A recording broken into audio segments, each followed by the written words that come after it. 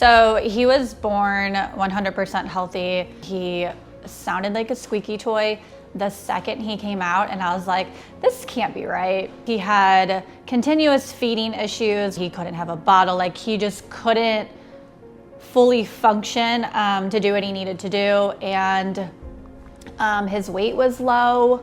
And so there were just so many red flags, but the doctors didn't know what. He literally turned blue. I had to call 911. They came, and this is the first time I've ever had to call 911 for one of my kids. And they were like, oh, you know, it's probably amniotic fluid. I was like videoing him because, like, you know, mommy instincts. I was like, something's not okay. And he stopped breathing, like, completely. They did a scope. And it came back as severe laryngomalacia. He was like essentially breathing through a straw, and he was only 3 weeks old. And again, I have 4 kids, so I've never experienced hospitals like this or doctors or just living this whole different life. It was like when he was turning 1 and I was like, hey, can anyone like give resources of like a photo shoot for him, because it was something I was like, wow, we made it. Because medically complex parents think all the time their child won't make it to a certain age. That's just our reality. Someone tagged them and I was like, oh, this is fantastic. I didn't even know that was out there. And so I reached out to them and we automatically got, you know, connected, and they've been a blessing.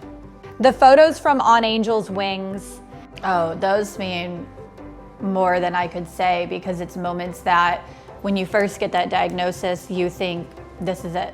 It makes me speechless because they also included all of my kids one time, and it was just beautiful to see everybody together as a family, because he was in the hospital all the time, like for weeks, months on end, and that was my life.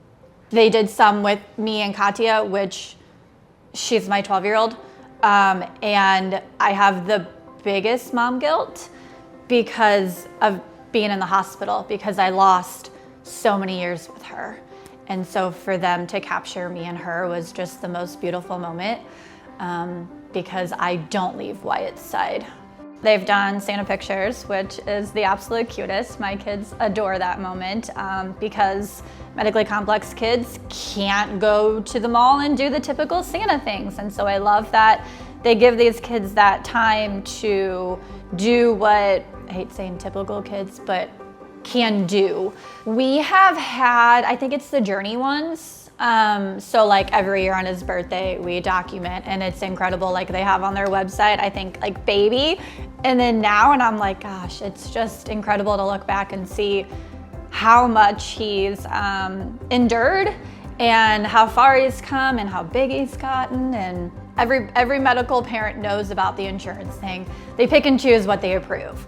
Wyatt was going through Pedialyte bottles constantly, and they helped out with that to help hydrate little man, so I didn't have to go broke buying Pedialyte. They've also connected me with a therapist to help me, because this journey has been the most traumatic thing I've ever went through.